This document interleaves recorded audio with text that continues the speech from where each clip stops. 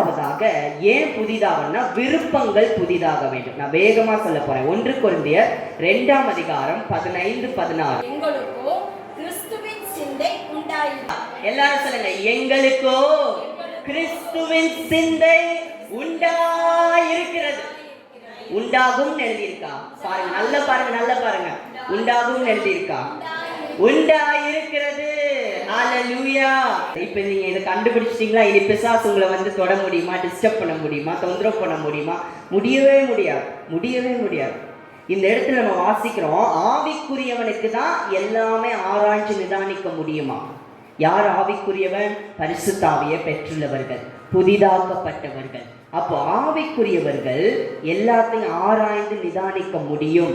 தேவனுடைய காரியங்களை ஆராய்ந்து நிதானிக்க முடியும். ஏன்னா நமக்கு கிறிஸ்துவின் சிந்தையை கொடுத்திருக்கிறார். கிறிஸ்துவின் சிந்தை எப்படிப்பட்ட சிந்தை?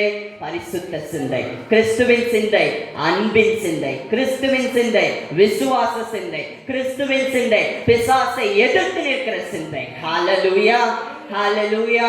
ஏசாயா 53:5 நம்ம வாசிக்கிறோம், அவருடைய தழும்புகளால் குணமாகுறோம். அப்புறம் 1 பேதுரு 2:24 புதிய ஏற்பாட்டில் இயேசுவின் மரண உயிர்த்தெழுதலுக்கு பின்பு நம்ம என்ன பார்த்தோம்? அவருடைய தழும்புகளால் குணமானோம். ஆங்கில வேதாகமத்துல you are, you were. குணமானோம், முடிஞ்சு. ஆண்டவர் நம்மளை சுகப்படுத்திட்டார், நம்மளை குணப்படுத்திட்டார். அதை சுதந்தரிக்க போறீங்க. கிறிஸ்துவின் சிந்தை சுகமுள்ள சிந்தை, பலனுள்ள சிந்தை, ஆரோக்கியத்தை பேசுகிற சிந்தை. ஹalleluya. அவருடைய சித்தத்தின்படி நடத்தப்படுகிற ஒரு மனசாய் ஆண்டவர் நம்முடைய மனசை மாற்றிட்டார். அதுதான் புதிதாக்கப்பட்ட வாழ்க்கை. நம்மளுடைய விருப்பங்கள் மாறுகிறது. அதுதான் முதல் காரியம். நம்முடைய விருப்பங்கள் புதிதாகும். இனி குழப்பம் இல்ல, தெளிவு. சொல்லுங்க, இனி குழப்பம் இல்ல, தெளிவு. அழுகை இல்ல, சந்தோஷம். சொல்லுங்க, அழுகை இல்ல, பிசாசுக்கு பயம் இல்ல, எதிர்ப்பு. சொல்லுங்க, பிசாசுக்கு பயம் இல்ல, ஒண்ணும் இல்ல. பிசாசு ஒண்ணும் இல்லாதவன், அவனுக்கு ஒண்ணுமே இல்லை. ஆண்டவர் தலையை நசுக்கிட்டார். பிசாசுக்கு எதிர்த்து நில்லுங்க, அப்பொழுது அவன் உங்களை விட்டு ஓடி போவான். முடிஞ்சு போச்சு. பிசாசு வரும்பொழுது எதிர்த்து நிற்க பழகிக்கங்க, ஓடிடுவான். ஹalleluya. பிலிப்பியர் 2:5-8 வாசிக்கிறோம், கிறிஸ்துவின் சிந்தை தாழ்மையுள்ள சிந்தை, கிறிஸ்துவின் சிந்தை கீழ்ப்படிதலுள்ள சிந்தை. ஹalleluya. நமக்குள்ள தாழ்மை வருகிறது, நமக்குள்ள கீழ்ப்படிதல் வருகிறது, நம்மளுடைய விருப்பங்கள் எல்லாம் மாறுகிறது. ஹalleluya. வாழ்க்கையில எந்த இடத்துக்கு போனாலும் நமக்குள்ள ஒரு தாழ்மை இருக்கும். நம்மளால ஒன்றுமே இல்லை, எல்லாம் அவருடைய கிருபை. ஹalleluya. அவருக்கு எப்பொழுது கீழ்ப்படிஞ்சு வாழுவேன். அவர்தான் என்னுடைய லார்ட், என்னுடைய கர்த்தர், என்னுடைய ரட்சகர் என்று வாழ முடியும். ஹalleluya. அப்போஸ்தலர் 3:1 ஜெப வேளையாகிய 9ஆம் மணி நேரத்திலே பேதுருவும் யோவானும் தேவாலயத்துக்கு போனார்கள். இங்க பேதுரு யோவான் எப்ப போறாங்க? ஜெப வேளையாகிய 9ஆம் மணி நேரத்துல போறாங்க. அப்போ எப்பயுமே யூதருடைய தேவாலயத்துல பலவிதமான வேலைகள் உண்டு. ஒன்று ஜெப வேலை, ஒன்று கொஞ்ச நேரம் இருக்கும். அப்புறம் சாக்ரிஃபைஸ், ஹவர் ஆஃப் சாக்ரிஃபைஸ், பலி கொடுக்கிற நேரம் என்று உண்டு. அப்போ பலி ஏற்கனவே இயேசு சுவாமி கொடுத்துட்டார், அதை விசுவாசிக்கிறான். இப்ப எதுக்கு தேவாலயத்துக்கு அவங்க போறாங்கன்னா ஜெப வேலைக்காக போறாங்க.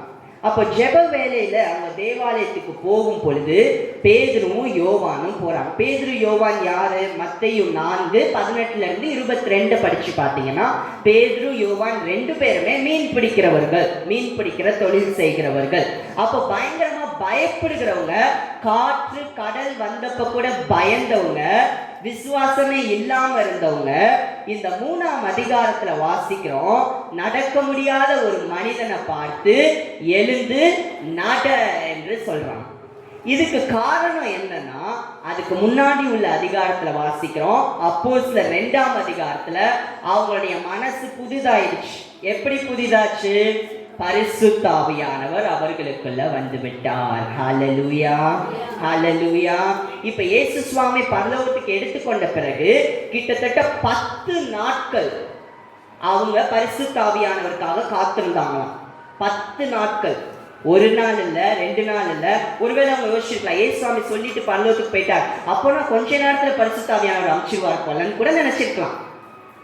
ஆனா அவங்க விடல. 10 நாட்கள் காத்திருந்திருக்காங்க. 10 நாள் கழிச்சு பரிசுத்த ஆவியானவர் இறங்கி வந்தார். அவங்க வாழ்க்கையே மாறிச்சு. சீஷர்கள் அப்போஸ்தலர்களாய் மாறினார்கள். அற்புதங்கள் அடையாளங்கள் செய்ய ஆரம்பித்தது.